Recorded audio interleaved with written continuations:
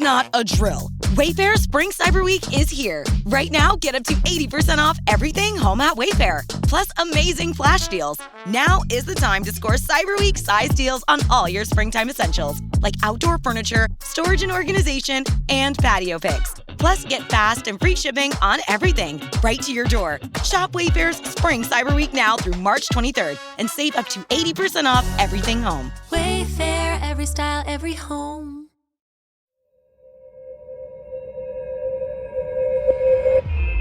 You're listening to a Roddenberry podcast. Mission Log Prodigy, a Roddenberry Star Trek podcast. Episode 38, Touch of Grey.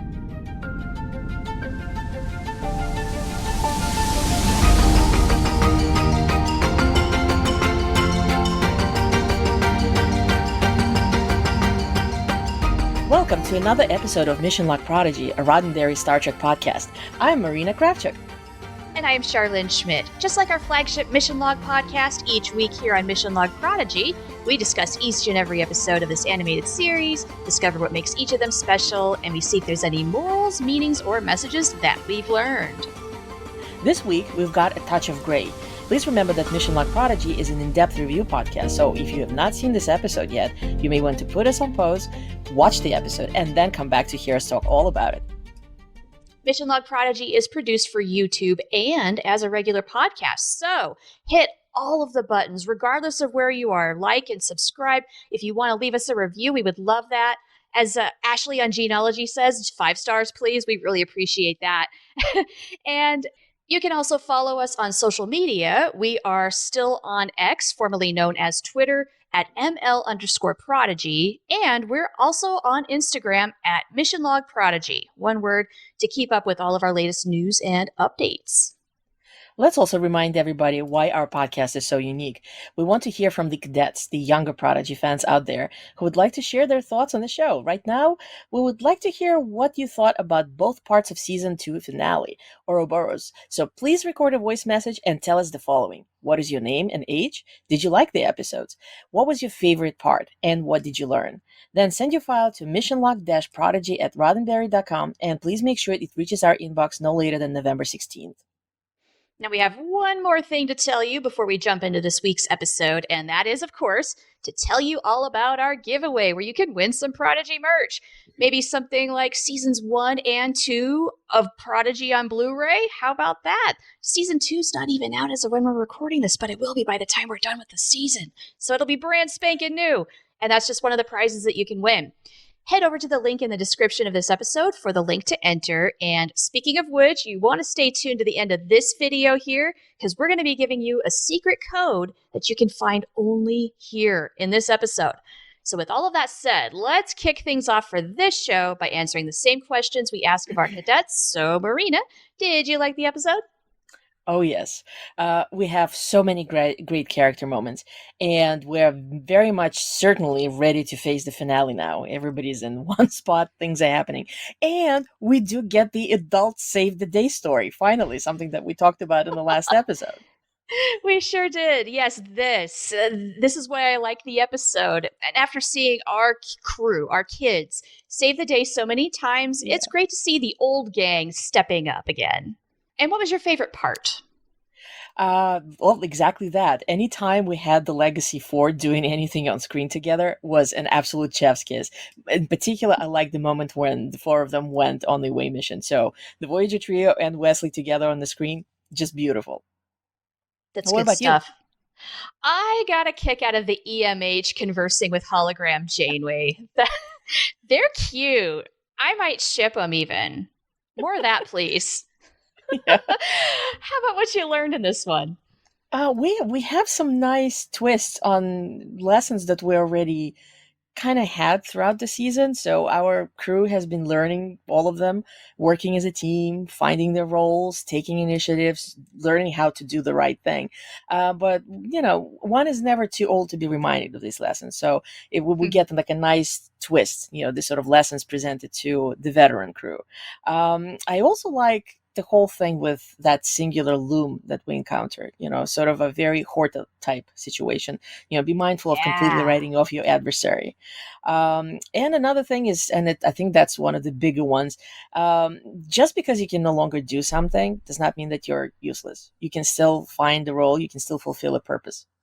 Very much so. That last one is a biggie, and no doubt we're going to have more to say about that in the Yeah. discussion. The lesson I'll go with is that life is messy because Yeah. your best laid plans can lead to unexpected consequences. And you know what? That is okay. What's important is how you handle it. Yeah. That's what I'm going to go with.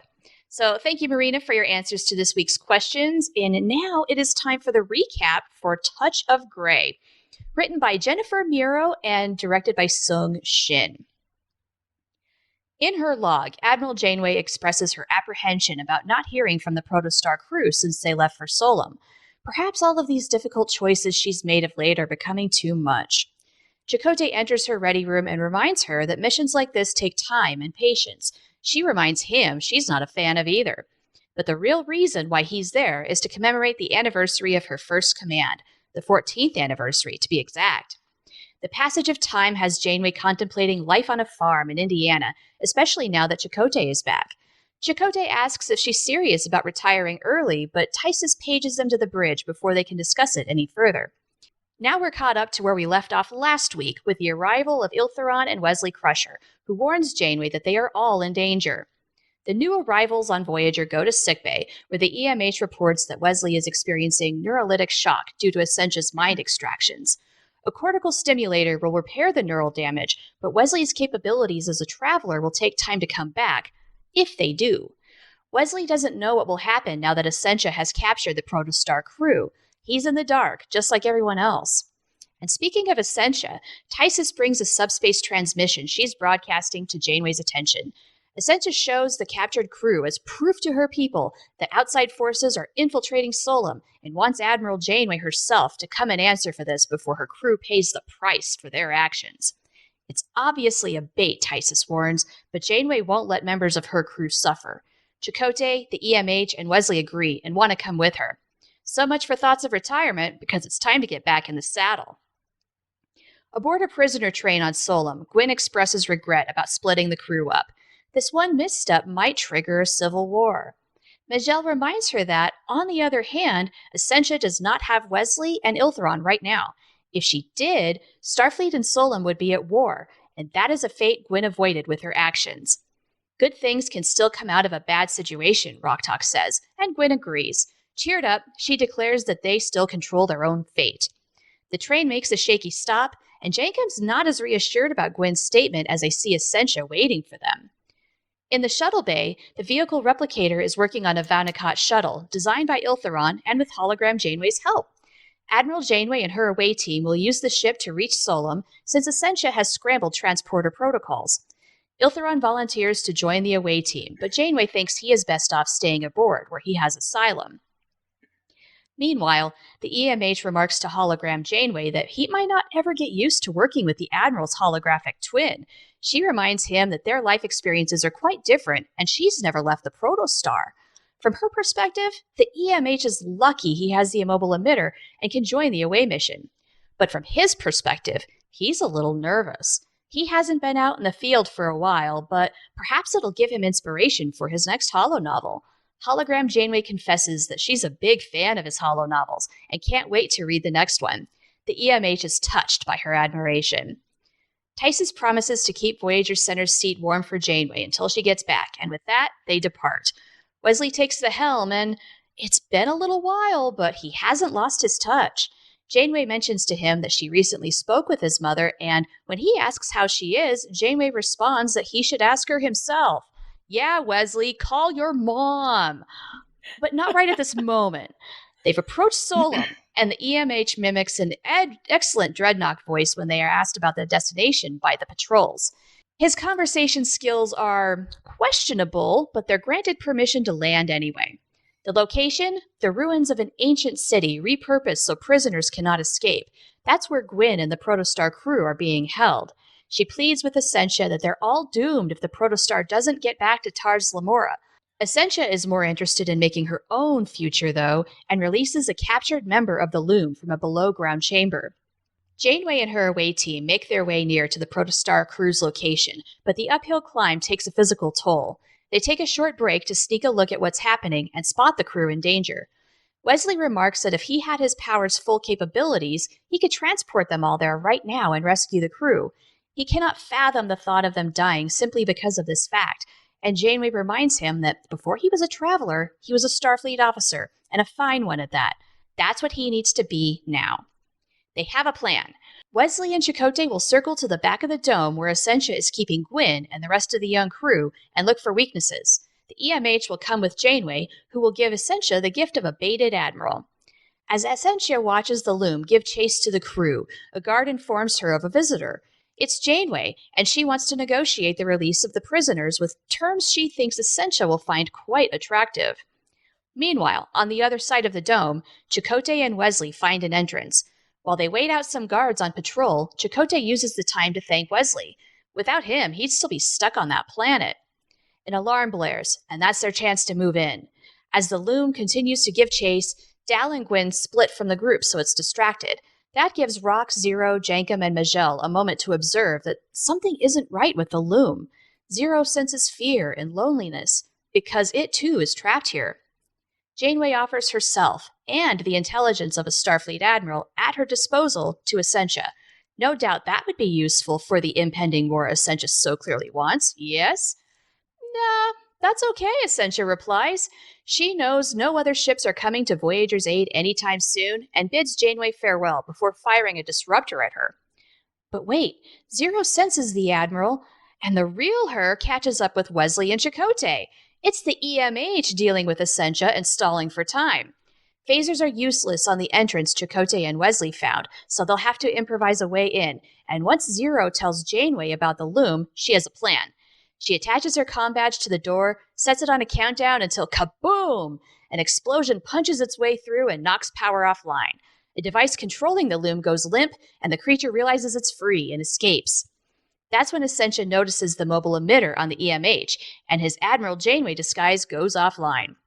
He taps the mobile emitter and gets away because Ascensia's guards are too distracted by the chaos caused by the Loom. The crew and the away team reunite, but they aren't out of the woods yet. They still have to escape. They can't get to the ship, but what if the ship came to them? Wesley taps a few commands, and it arrives right on time, just as guards try shooting the craft down. But now there's another force at work against Ascensia, Iltheron. He has sent a message about how he has met the Offworlders and how they are not the enemy. Realizing what Ascensia has done to Solum, the planet's people have started revolting against her.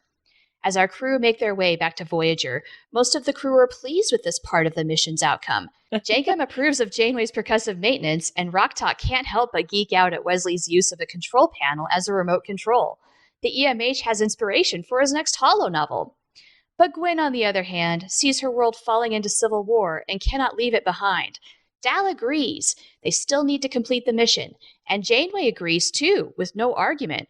Whatever they need, they'll have. Why? Because she was just reminded that boldness isn't only for the young, and there's Starfleet. United, they shall overcome. The end for today. What a great story. Like, literally, everybody's involved. Everybody's having interactions. So many great character moments. I love it. I just love it. Oh, so much fun. I mean, and we had a lot of observations too, because even though you have a lot of exposition going on in the dialogue and everything, there's little moments that kind of caught our attention, right? Oh, tons. I mean, that's pretty par for the course for this podcast. But as usual, I have from the opening scene, I have to make a note, and it's because I think for the very first time this season, we get a teaser before the opening credits. I think so. Yeah, we had quite a few cold opens in the first season, but I think that's the first time this one. That's a good note catch. Number one right there, but I didn't stop. So I had to take notice because I always do, especially with Janeway-esque care about the bun of steel. One of the bridge officers on Voyager A has the Janeway bun of steel, and she's even a redhead. I think Janeway started a trend. No, here's something for you. And I actually Yeah. went back and rewatched that scene multiple times, probably 6, 7 times in a row. Chakotay comes into Janeway's ready room. How on earth does he grab her framed comm badge so quickly? Like you can actually see there's sort of like a sliding camera. Well, I should rephrase that. Camera sliding past, that little shelf that which she has all her little mementos. You can see the framed combats right there, and then poof, he just puts it right in front of her. How, is there like a little thing missing that would got cut for time, or he has some kind of, I don't know, hand transporter, sort of like He's sneaky enough. Maybe he does. That's probably an old Maquis trick. But I normally yeah. don't look at your notes until my notes are finished. But I did see this one, and I had to go back and forth on it myself. And I'm as lost as you are. How did he grab that thing without her noticing? Yeah. I have no idea. Because I remember originally watching it, it somehow didn't connect that we already saw this before, that it's that same combat.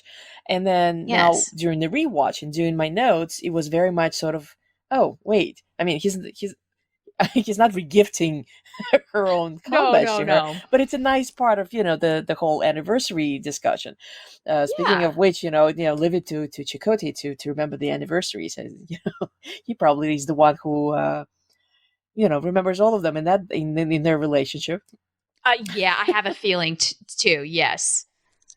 Yeah. So something that I found rather curious, again, beginning of the scene, Janeway is recording her log, and she's literally recording it. She's typing it rather than dictating it, which is the normal, how many Star Trek, series where we have the episodes starting where the captain is dictating their captain's log.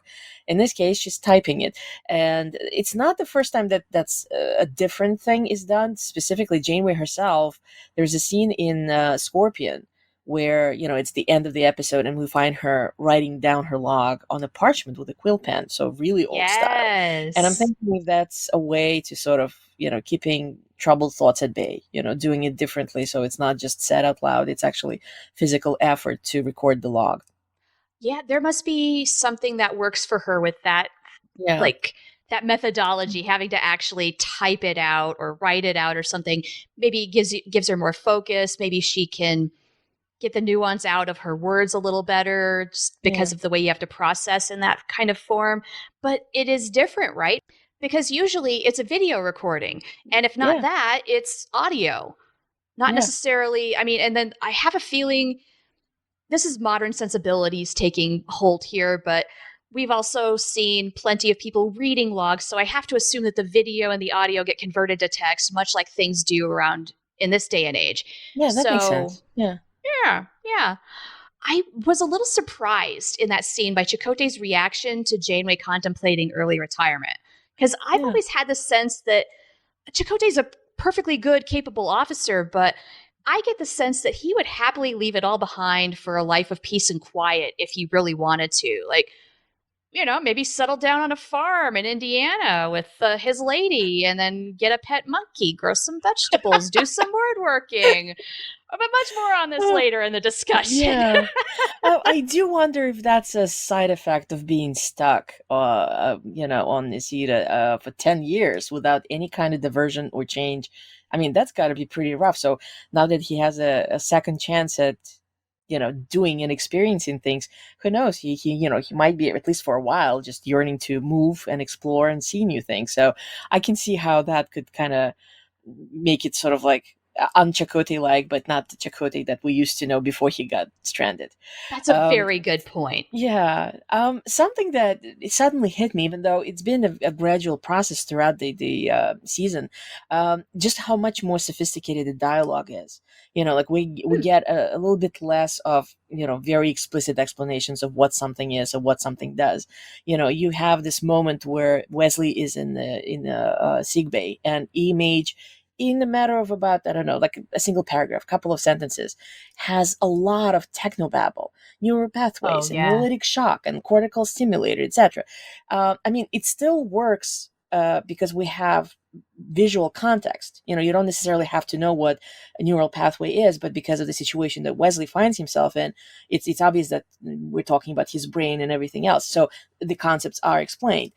We do still get explanation, the Ascensia activated transporter scramblers, and then Chakotay helpfully piped in. It's like, oh yeah, so nobody can beam down and up. Right. So that still works, but overall there is much more technobabble now. That's a really great observation. And to maybe further on this thought a little bit, think about where we started in season 1. This job's done a really great job of easing newcomers into the technobabble. Didn't start out that way, but this is where it's come full circle to where I'd say it's your average Star Trek technobabble. Can't even say technobabble. We do see, just not necessarily told, but shown, love that, we see from his appearance that Tysus has recovered from the rapid aging that he experienced from the Incursor. So thank goodness he's recovered like that. Yeah. What I found surprising is Tysus, he's not a rule breaker. He's very much a model Starfleet commander. The moment that Janeway announces that she's going on the mission, and he doesn't say anything. Chakotay might have piped in, especially during the 7 years on Voyager, and he knows how risky Janeway can get.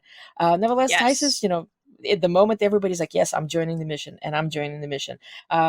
He just says, yeah, go. I'll keep your seat warm for you. I think he kind of just knows. Like, this is his place. Probably. This is his job, is to keep the seat warm. Chances are that Tysus and Janeway have had this discussion before themselves, and he just kind of knows, I'm not even going to bother challenging her on it. She's going. Yeah. I mean, if you think about it, it's supposed to be a limitation. Your captains are not going on missions. In this case, it's not just a captain, commanding officer. It's a full admiral. So, or I should say vice admiral. But this is Janeway. Yeah. Well, speaking about going on the mission, it is unsettling to see how much Wesley slowed down. In the physical sense, his movements are no longer frenetic. He's not speaking very, very quickly. He's slowly expressing himself. He's very obviously unsure of what further actions to occur. Having lost his traveler powers, whether temporarily or permanently, is really put everything in the bind. And, that's quote of his where he says, for the first time in a long while, I'm in the dark like everybody else. So that's a bit disconcerting. On one hand, we still have Wesley with all his amazing knowledge, but at the same time, he's sort of in a situation where he has very limited access to it in a way. He's definitely knocked down several notches, and not just with his powers as a traveler either. Yeah. I think it's a great observation that physically he is also still very much recovering. The frenetic energy is gone, like you said. That's great observations. Plus, later on, when they're making the climb to the ruins to find Ascensia and the crew, he's like, I forgot how to use my quads. So I think physically he's hurting too, but I've also got a little more to say on that as far as maybe age goes. Well, the moment right after Janeway basically finished her moment of doubting and wondering what's going on and everything. The moment she knows that the crew is threatened, she just springs right back into action. It's just like this very quick. I already used that expression, but it's like gung-ho Janeway is very much back. And we get a very TNG era moment when the away team gets assembled. It was very reminiscent of what we've seen in the previous Star Trek productions. And in this case, especially seeing how we have actually 4 legacy characters doing stuff together. That moment was a treat. That's like just like the old times. Yeah, getting the old band back together is what it feels like. It is nice to see our higher ranking officers going back into the trenches.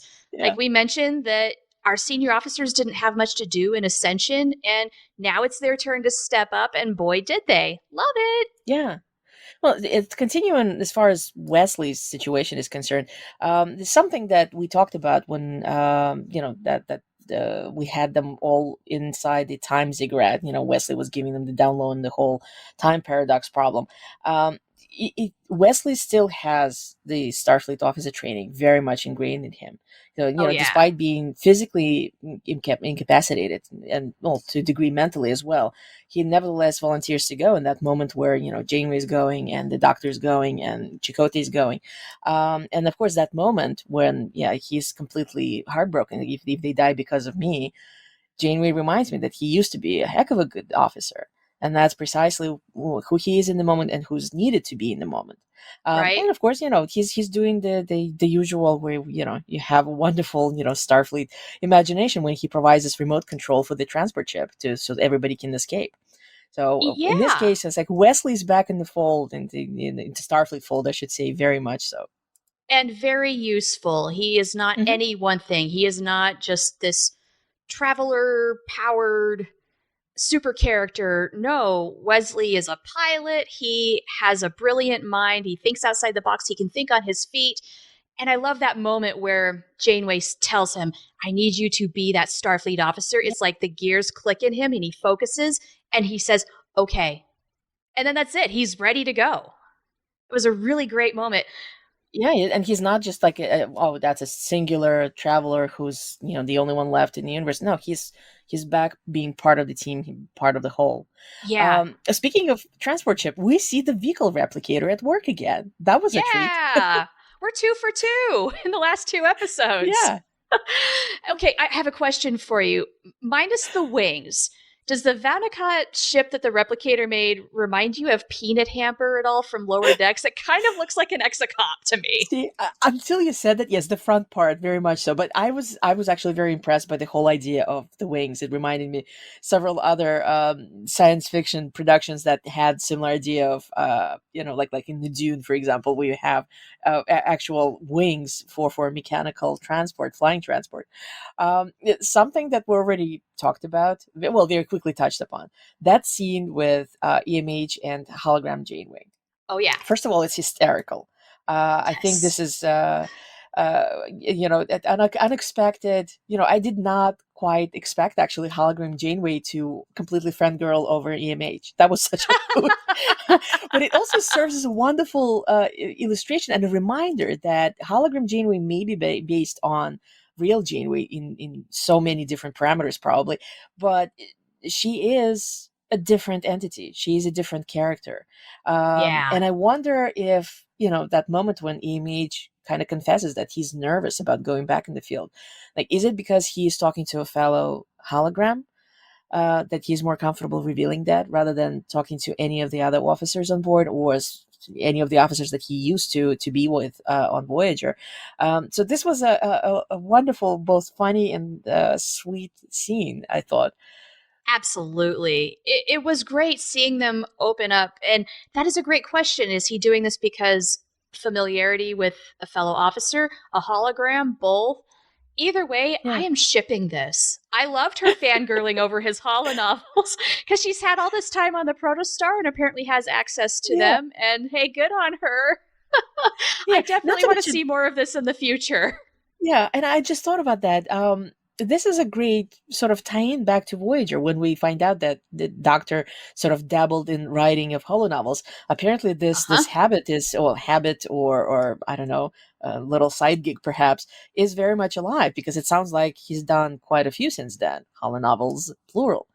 So, Yeah, still at it. So we have, okay, so in this case it's EMH and hologram Janeway, but in general, going back to interactions between the legacy characters, this was absolutely wonderful. We have Janeway and Wesley having a quick moment where they're talking about Dr. Crusher and call your mother.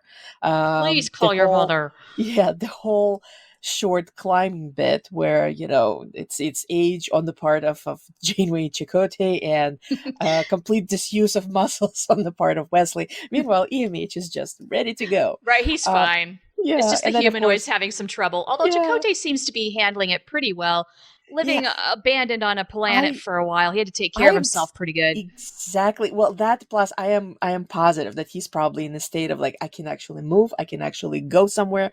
And so he's probably like, you know what? Yeah, maybe my lower back is going to be killing afterward, but I moved. I went. Have we ever had the word humdinger used on Star Trek before? I don't think so. This the moment where EMH pretends to be a dreadnought. Uh, Yeah. this was hysterical, and we get an addition to the list of I'm a doctor, not a something. I'm a doctor, not a covert operative. Yep. So Gotta this love was just all of best. that. So to answer your question, to my knowledge, I don't think the word humdinger has been used in a Star Trek series. I know that Rick Berman, in an interview, maybe with TV Guide, described that the finale of Star Trek The Next Generation as a humdinger. Or it might have been Generations. This is also 30-something years ago now. So the memory fails me a little bit, but that is the only instance where I can think of the word humdinger being used in some sort of Star Trek context. And if I'm wrong about that, get online, guys, and hit us up in the comments, please. Let us know. So you mentioned the EMH sounding like Dreadnought, altering his voice. That was such a genius move. Was not expecting it and was like, whoa, first seeing that. It's also a great little bit of foreshadowing for later, what happens later with Janeway when he's portraying her. Again, a lot of fun. Didn't see that coming. Good creative stuff. Yeah, that was a very good moment. I mean, we get another scene with Ascensia basically just illustrating what a complete, well, whether you call it mustache twirling or not, but she is a villain. When she says, I make my own future. She has absolutely no care for the trouble the timeline is in, the universe is in. In her mind, her ends certainly justify her means, and that's all that matters. So it only confirmed, when Janeway shows up, the baiting was not to do anything. It was not to actually, kidnap Janeway or establish any kind of bargaining to avoid the war. It was very basic. She just wanted to, cut the head off, leave Voyager and Protostar crews without a leader. That was the whole thing. Because, as we know, she explains it. She's like, I know nobody's coming to help you. So in this case, she's literally, trying to get to the crew.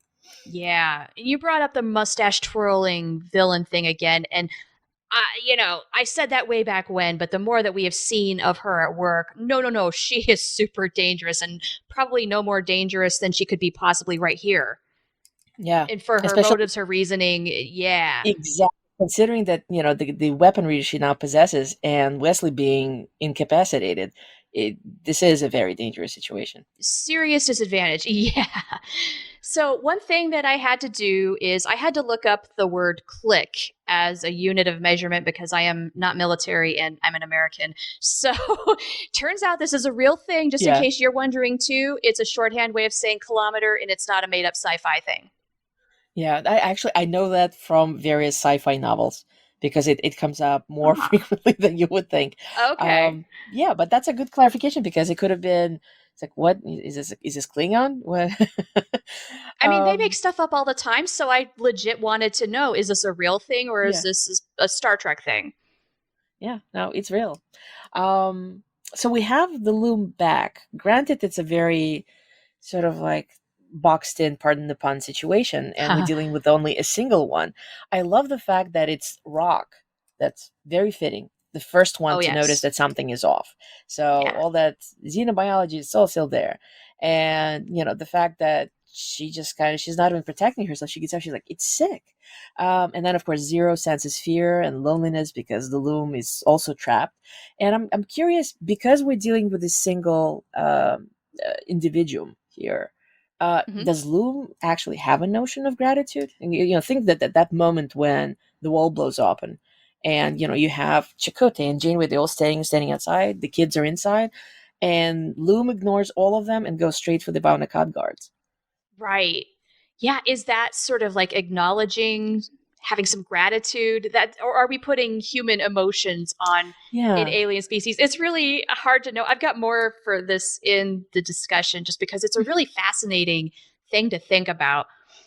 And I already mentioned this a little bit, but I want to go into a little more detail about expressing appreciation for depicting our older heroes a little honestly regarding physical stamina. Because look, I'm in my earlier 40s and I am not 20 anymore. And boy, do I know it. And I know 43 is probably nothing compared to 63 and 83 and so on. However, our bodies do change as we get older. And even Yeah. if we keep them in good shape, over time, they are just not going to be as capable of what they used to when we were Yeah. younger. They wear out a little sooner, they take a little longer to Yeah. recover.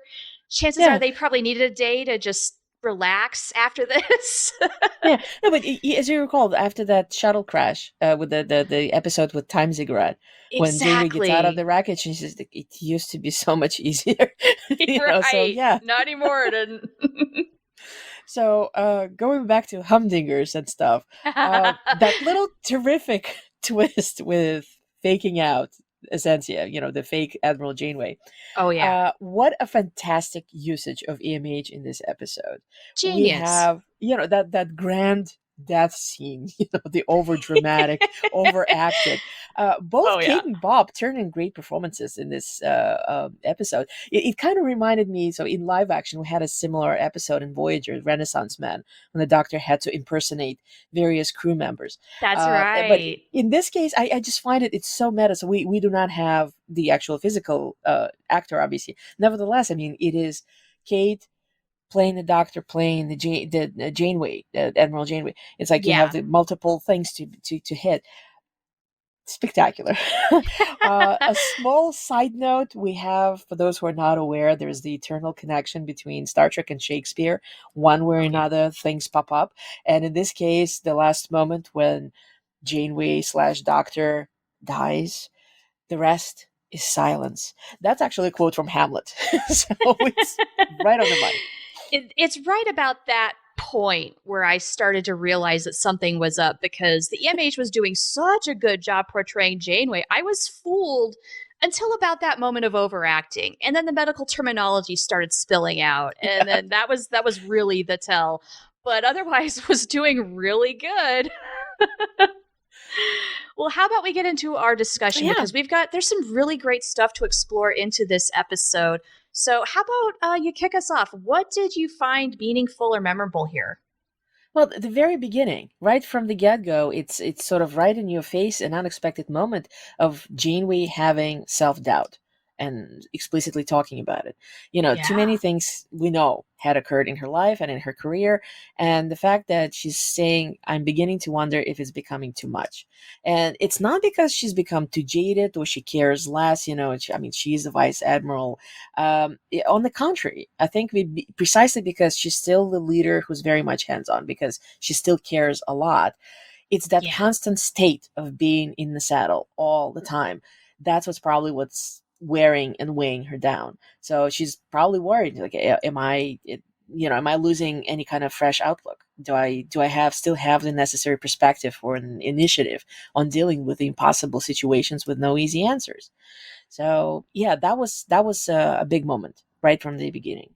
Yeah, and to see our hero Janeway contemplating these types of questions really is interesting. Lest we forget, though, Starfleet is a demanding, high-stress, all-consuming career. Yeah. And it really made me think about, especially the baby boomer generation right now, that is either retired, considering retirement, or preparing to retire in real life. And boomers in 90s Trek, both, were at a time when your identity was wrapped up in what you did, right? You were defined by your job. And this is reflected heavily in Starfleet. It seems like everybody is a complete workaholic, if you ask me. Yeah. And I know certainly with folks in my parents' generation, a lot of the time, one of the biggest questions when contemplating, well, is it time to hang it up? Is it time to go? Is, without my job, what am I? And when is the time to go? Like, I still feel useful. I'm still sharp. I can still do all the things, but at the same time, if that's all that your life is, maybe it's time to try something else. I don't know. Yeah. Well, it's the whole thing kind of ties back in this case, especially, Janeway needs the reminder that, she's not losing perspective. She is part of the team, and the good team that is good because of her being a good leader. So in this case, the fact that she says, I've been reminded boldness is not only for the young. When Starfleet United, we can overcome, we can do a lot of things. It's yet another turn on the idea that has been running through the entire second season. and that is working as a team and not giving up. Only this time, it's not a lesson for our young kids. It's a reminder to the veteran officers. Right. There's no one size fits all answer to the questions Janeway is asking herself. Some folks feel absolute relief when they walk away from what they have done with the majority of their life, and others don't want to stop until they collapse and have to. I think of William Shatner, who's well into his 90s, still loves to go to work and doesn't see any reason to do anything else. And then there's others who wish that they could focus on things besides their work and can't, most likely due to finances. We're just all over the place as far as that go. And in the 21st century, we're seeing a very interesting shift too, right, on work-life balance, especially in the wake of COVID, that really made folks reevaluate what was important. And I would say work-life balance is more of a priority for people now. And we see that reflected in Star Trek Discovery too, where there is a better balance. So I just find this whole aspect, this little conversation sparking this much of a conversation, very fascinating. Well, I mean, the moment of self-doubt doesn't last very long, as we see. Right. The fact is, Janeway is a leader. Janeway is a mentor. Janeway is a protector. We know how fiercely protective she is. So the moment we know that, let the crew suffer, not on my watch. So let's get back in the saddle. And, Janeway, Mama Bear, rears her head and she's back in action. Yes, love Mama Bear. All that was missing was the tank top. We need that Janeway coming back for one more round, but choosing her crew is an automatic choice for Janeway, even regardless of whatever she might be personally going through. And the former rides the latter all the time. And I don't even think it's just like a captain thing for her. I mean, that's certainly a part of it, but there is something very innate in Janeway that is willing to sacrifice for others. It's built into her compassion for the Ocampa is what stranded Voyager in the Delta Quadrant in the first place, but her compassion and her willingness to sacrifice is also what helped them get home. She set aside so much of her personal life to get that ship home in 7 years. So an interesting balance there, that can hurt and help. Yeah. Well, speaking of, finding yourself in a situation where you can no longer do something and yet, still being useful. Wesley's loss of powers reminded me of a TNG episode, The Loss, where Counselor Troy loses her empathetic powers. She can no longer read the aliens and everything, and she feels that's it. Her career is over. In this case, Wesley does not go through the same dramatic, I'm no longer the traveler. I can't do my thing. Right. He, as I said, he snaps back. He falls back into being part of the team. He can still perform his duty. That's his role to play. In this case, his skills as pilot are crucial for everyone to escape. So he still is useful. He still finds a place for himself. Yeah, he does almost the opposite of what Troy does. She kind of sulks and asks the questions, what am I now? He's like, okay, well, I can't mentally take us anywhere, but I can still pilot the ship. I can still convert the control panel into a remote control, and we can get the ship to us instead of us going to it. I love it. It's yet another twist on the go where you're needed theme that we've had all season long. And it also reflects how no character and no person in real life can or should be any one thing. Like, we are a bundle of multitudes of different experiences. And this episode shows how, that is a huge strength when it's used well. Not just on TV, in real life as well, but also on TV. So we've had a lot of interactions with the Legacy crew, and we've been mostly talking about them. But we have a wonderful moment with our kids, and that's the moment where they're on the prison transport, and Gwyn is down, and they all do their best to cheer her up, and in the lovely and wise ways. Zero says, "Uncertainty is a predecessor to hope," and Majel is very logical and points out that if Gwyn didn't do what she did, there's probably already be a war with Starfleet because Ascensia would have both Wesley and Iltheron. And then, of course, Rock chimes in, even good things can come out of bad situations. So, this was a lovely scene to kind of remind that, things, you cannot predict what's going to happen in a given circumstances. Sometimes good things can come out of a bad situation. Yeah, I mean, Rock knows that with her unexpected variable, the brittle, right? And you know what? It's even okay to have doubts along the way. Like Jankum certainly did when the transport stopped and saw Ascensia waiting for them. Like, Are you sure we control our fate here? Or is she controlling our fate? But look, most of us aren't travelers. We can't calculate our way through time and space while we're here on this planet. And you can't always control what happens to you, but you can always control how you respond to it.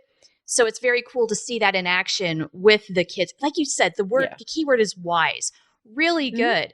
They've been in some really messy circumstances, and life in general is messy, right?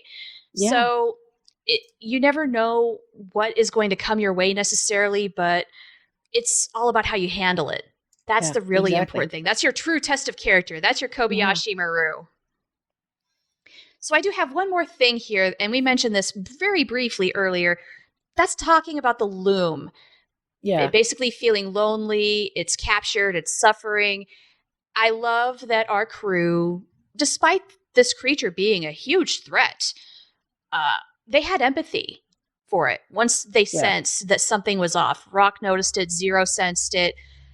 It gives us those human feelings that at least we can relate to it, whether that's what the creature was experiencing or not. But it sure seems that way. It seems like they found a way to gain some common ground. And once that was established, it's like the Loom realized that what they did was an act of compassion and was therefore going to leave them alone. They're no longer a threat. They're not involved with any of this anymore. And so it's like an expression of gratitude, or at least acknowledging the act of kindness. It has nothing to do with a language barrier or anything. Something happened there. And so as far as like a moral or a message or a meaning goes, I think we can translate to our own lives that, look, you can meet someone halfway, see what happens. Always try to get common ground, and they might not meet you back, but you know what? At least you tried. Yeah, that's very true. I mean, we don't know if that's going to have any kind of effect in the finale or not, but at the very least, it shows, again, the fact that our crew has certainly grown up and matured to sort of to see what, a moral compass, the right way. I love the fact that Rock just went, something's wrong, it's sick. That was just an absolutely delightful moment. So we probably should wrap up. Yes, we've been talking a bit. Yeah, and I can't believe we're almost at the end. I know. And I mean, not only the episode, but the end of the season. But you know what? Dal said it. This isn't over yet. And so as we approach the last 2 episodes of the season, we know this isn't going to end with a whimper. Not this show. We're not limping to the finish line. Oh, and I think I'm ready for the final stretch here. I don't know. How about you? I love that the moment at the very last scene where Dal says, "We've got to finish what we started," I should say, it's like, "You've got to finish what you started." This literally applies to every character. Whether you're going, the antagonist, Ascensia, I mean, she's got to finish what she started. She wants to attack Federation. And then, of course, on our end, everybody from Wesley to Chakotay to Dal to everybody, we have to finish what we started with, trying to save the timeline, and we're trying to save Gwen. And by extension, Iltharan, trying to save Solom. So this is... we already mentioned a different episode having a sort of precipice. This is not a precipice. This is like literally, yes, we're going full steam into a big ending, and I can't wait to discuss it. Should be a lot of fun. Well, for the time being, we've reached the end of this show. But before we go, we do have that one last thing to do, and that is to give you the special code you can use to enter our giveaway, and you're going to find it only here. So congrats on making it. The code for this week is Roddenberry, RODDENBERRY. Remember to go to the link provided in the description of this episode, or look for it on our social media channels. So thank you everyone for joining us here on Mission Log Prodigy. If you enjoyed our show, please make sure you like, share, and subscribe to our Mission Log Prodigy playlist on the Roddenberry Entertainment YouTube channel, or find us on your podcast catcher of choice. Mission Log Prodigy is produced by Roddenberry Entertainment, production and technical direction by Earl Green. Our website and your opportunity to comment and connect with us is missionlogpodcast.com. And if you'd like to support Mission Log directly, you can do so at patreon.com/missionlog. Next week, we will begin our coverage of the Season 2 finale, Ouroboros, with Part 1. And cadets, don't forget to watch the episode. Send us your thoughts no later than Saturday, November 16th. We can't wait to hear what you have to say, but for now, let's hear what y'all had to say about Touch of Grey. Receiving listener communications. Message playback begins. All right, what's your name and your age? My name is Rook and my age is 9. Rook, did you like the episode? Yes. All right. What's your favorite part of the episode? My favorite part of the episode was when the kids were battling the Loom. Yeah, that was pretty cool. They were getting pretty scrappy there. What do you learn from the episode? That looks can be deceiving. How do you mean? Like, I mean that, like, when the Loom was trying to attack them, it looked like they wanted to kill them, but actually, it just wanted to get out. It was, yeah. I almost kind of felt sorry for the Loom in that one, right? Like a caged creature. Yeah. All right, thanks.